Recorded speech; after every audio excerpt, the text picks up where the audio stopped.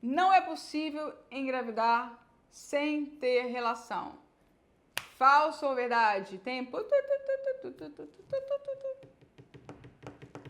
E aí?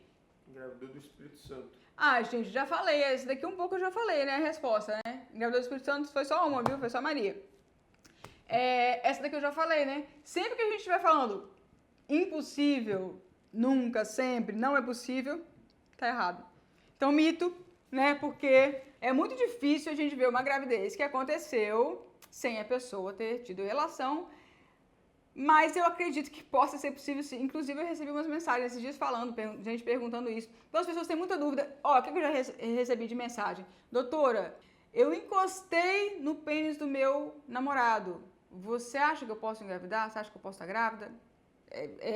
Pode ser engraçado pra gente, mas é verdade. As pessoas têm realmente de verdade dúvidas sobre isso, entendeu?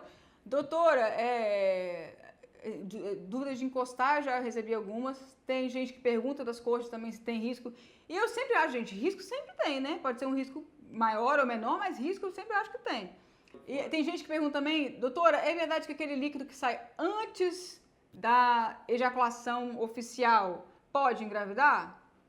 Claro que pode, né, gente? Óbvio, uma quantidade pequena de espermatozoide que tem nesse líquido, então a chance é menor. Mas a gente nunca pode excluir totalmente, assim, nunca pode falar nunca, sempre lembra disso, nunca pode falar nunca, nem sempre na medicina, entendeu? Então, pode engravidar aquele líquido? Eventualmente pode. As chances são menores, porque é uma quantidade menor de espermatozoide, mas pode, entendeu? Coito interrompido também, viu, gente? Coito interrompido, eu já vi muita gente sendo feita de coito interrompido, inclusive lá em casa a gente tem também gente que foi feita de coito interrompido. Então, coito interrompido é ótimo para a pessoa engravidar. Se está tentando não engravidar, não use coito interrompido como método contraceptivo que falha muito, muito, muito mesmo. Quando eu fazia residência lá em São Paulo, eu tive o caso uma vez, aquele monte de gente para atender, não sei o que, no pronto-socorro.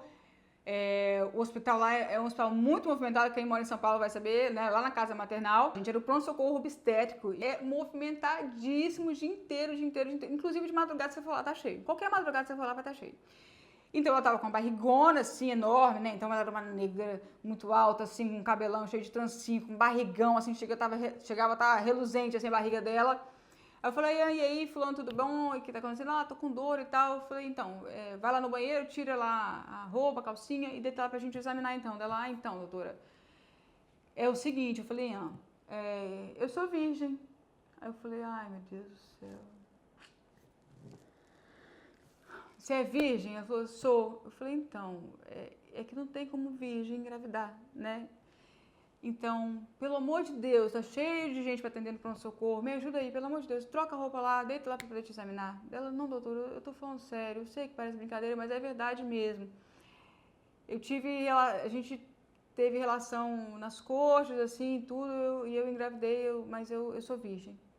Eu falei, céus, falei, tá bom, não tinha mais o que falar, né? Falei, tá bom, mas você pode não deitar lá para poder eu te examinar e ver, então? Dela, tá bom. Aí ela foi no banheiro, se trocou, colocou lá a roupinha, não sei o que, deitou. E eu fui tocar, porque até aquele momento eu não tava comprando aquela história de que ela era virgem, né, gente? Pra cima de mim, eu lá com 70 pacientes pra atender, um monte de gente trabalhando, uma confusão danada, e a menina veio falar com a barrigona que era virgem, né? Aí fui, né, peguei a luva, coloquei e fui fazer o toque. E aí, normalmente a gente coloca, né, quando a gente vai tocar, a gente coloca 2 dedos, né, na vagina e chega aqui no colo do útero pra ver quanto o colo do útero tá aberto, etc e tal. E aí eu fui colocar, né, o dedo e tava tudo fechado. E aí eu falei, mas é verdade isso então, que você é virgem? Ela falou, doutora, é verdade, tô te falando, é verdade. E aí eu falei, o que a gente vai fazer, né? Porque ela tava com ímen. A vagina dela tá totalmente fechada com ímen, não tinha nem como colocar, não tinha como colocar nada no dedo pra examinar. Eu falei, é verdade? É sério isso? Ela falou, não, é sério. Eu falei, tá, então você quer fazer uma cesárea? Então, como é que a gente vai fazer em relação ao parto? E aí eu não lembro direito, mas eu acho que ela pediu pra fazer cesárea por conta de nunca ter tido relação, nunca ter, né, e tal. Eu acho que na época ela preferiu uma cesárea. Não tenho certeza absoluta, mas eu acho que foi isso. Então, dali pra frente eu aprendi que, embora seja muito, muito raro, eu posso falar que eu já examinei uma virgem que estava muito grávida. Ah, sim, também sobre isso que eu lembrei agora, como é que eu vou falar isso? Eu já mais de uma vez tirei o ímen de uma mulher, né? Eu já tive 2 pacientes que tinham ímen, uma nunca tinha tido relação, nem tentado, e a outra já tinha tentado sem conseguir.